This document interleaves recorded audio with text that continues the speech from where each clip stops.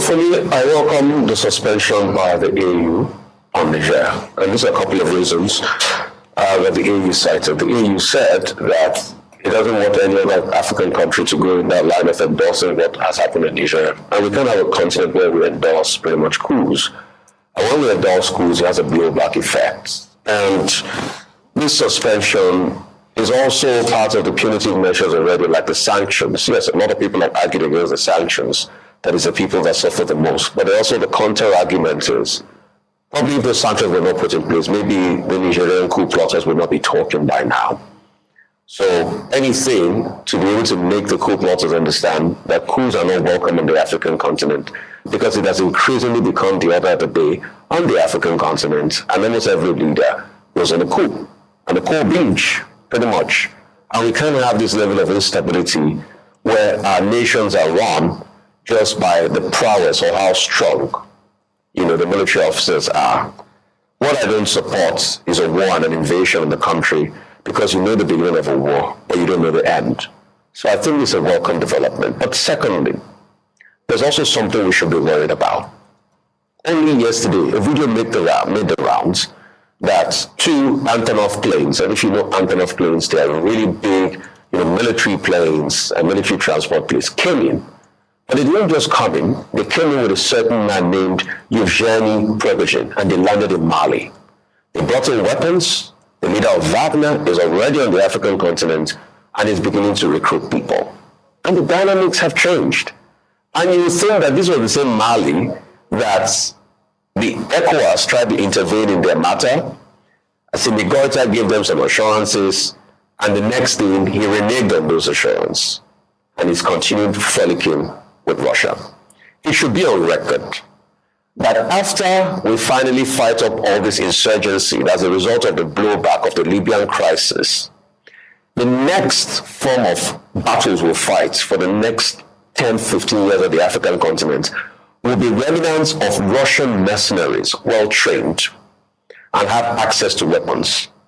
We're already building the conflict of the next decade already with having Russian mercenaries on ground. I'll give you a point to extrapolate, to expatiate on that. Just like the Americans did with the Mujahideens. After the Cold War, the Mujahideens now became the opponents of the Americans. So we should be careful. And this is the same Mali that is pledging support to Niger. And Eugenie Prigozhin had the effrontery to land in Mali, brought weapons in.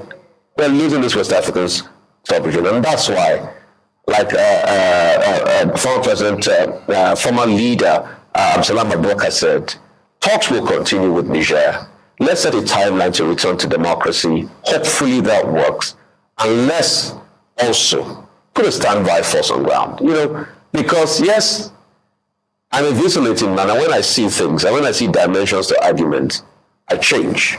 Because when you have a new empirical fact on ground, you have to be able to table the matter sincerely. In all of this, the force on ground that have been put in place, yes, we might not support an invasion. I don't support an invasion. But let it also be as a reminder to these Nigerians that we can't go this way on the African continent. And I am sad. And for me, this issue of Eugenie Prigozhin being on ground in Mali just, turns everything around and upside down for me. I want us to see dialogue, but let's also remind ourselves that we can't continue on this path on the African continent.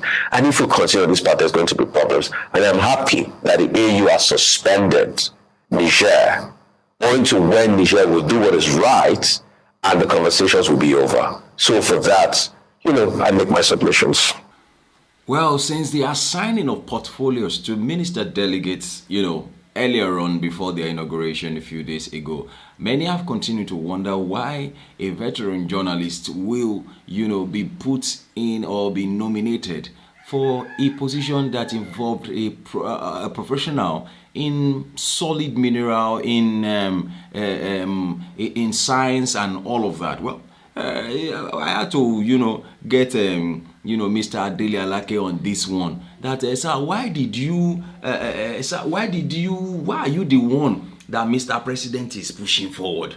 I mean, you are to tell us, why are you the one that Mr. President is pushing for all of this matter? Because we all know that even the first role that you got in this cabinet, in this administration, was the role of, a special assistant on media and publicity, communication and all of that, which we were all expecting that, okay, they will give you Minister for Information. Why are you the one that Mr. President is putting in charge of mineral, solid mineral? The person he trusts most. You say what? Person who has a passion in his own estimation, who has a sense of responsibility, the knowledge, the vision, the courage to drive that sector and harness those critical resources for the benefit of Nigeria. And that's why I'm here. Great. So Okay, well, one would have expected that if you are the most trusted, if you are as trusted as you say you are, one would have expected to have somebody like Mr. Dele Alake as Minister for Finance. Because the Ministry of Finance, I think, is almost the most sensitive, part of all the sensitive parastatal of all the ministries. But then we're having him as Minister for solid mineral, and one continues to wonder why would that's why we said, okay, this is a round peg in a square hole. Why should that's why we don't get results in this country?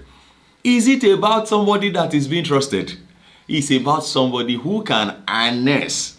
Though he said that, but I just feel that's just grammar. Well, let's see how things pan out, because it's a very short one. I just wanted you to hear his response to his defense to why he was made Minister for Solid Mineral. Thank you very much, Mr. Dele Alake. Of course, I hope when we call you next time, you will be willing to to respond. Thank you very much. God bless you. Bye-bye.